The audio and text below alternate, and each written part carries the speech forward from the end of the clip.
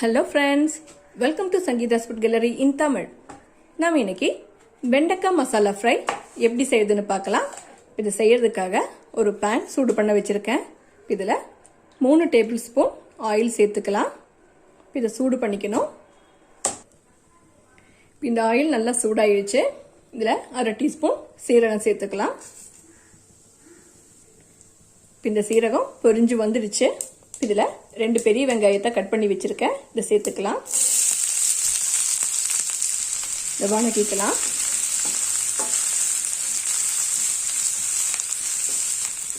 இந்த வெங்காயம் எல்லாம் லைட்டா வதங்கிடுச்சு. இதுல 1 டீஸ்பூன் அளவுக்கு இஞ்சி பூண்டு பேஸ்ட் சேர்த்துக்கலாம்.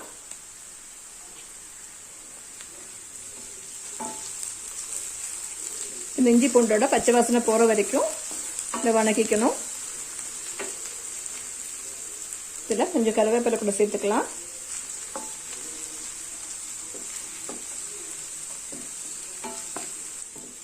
இந்த இஞ்சி பூண்டோட பச்சை வாசனை எல்லாம் போயிடுச்சு. இதுல 1/4 டீஸ்பூன் மஞ்சத்தூள் சேர்த்துக்கலாம். 1 டீஸ்பூன் மிளகாத்தூள் சேர்த்துக்கலாம். இத கலந்துடலாம்.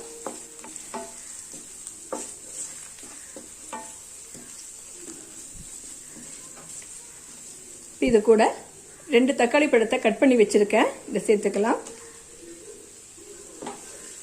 இதையும் சேர்த்து நல்லா வதக்கிக்கணும்.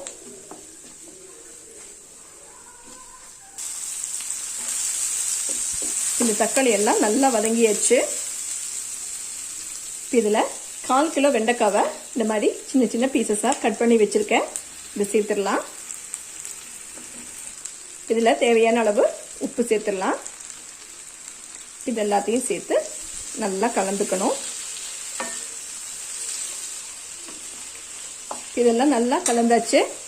இப்போ அடுப்பை மீடியம் ஃப்ளேம்லயே வச்சு இந்த ஒரு மூடி போட்டு வேக வச்சிடலாம். இதை இடையில கலந்து விட்டுட்டே தான் இருக்கணும். அப்பதான் எல்லா இடமும் நல்லா வேகும்.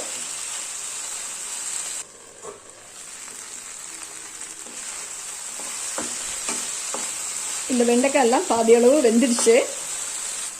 இது கூட 1/2 டீஸ்பூன் கரம் மசாலா பவுடர் சேர்த்துக்கலாம்.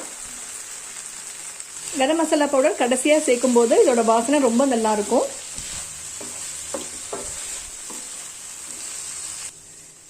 இந்த வெண்டைக்காய் எல்லாம் நல்லா ஃப்ரை ஆயிடுச்சு. இதுக்கு மேல கொஞ்சம் மல்லி இலை கூட சேர்த்துக்கிறேன்.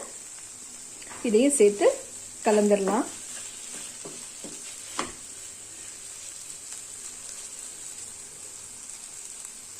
அடுப்பை ஆஃப் பண்ணிக்கலாம். அவ்வளவுதான் பாருங்க, சூப்பரான மசாலா வெண்டைக்காய் ஃப்ரை ரெடி ஆயிடுச்சு.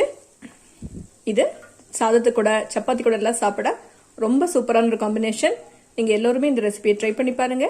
உங்களுக்கு பிடிச்சிருந்தா லைக் பண்ணுங்க, ஷேர் பண்ணுங்க, கமெண்ட் பண்ணுங்க. என்னோட சேனலை சப்ஸ்கிரைப் பண்ணுங்க. தேங்க்ஸ் ஃபார் வாட்சிங்.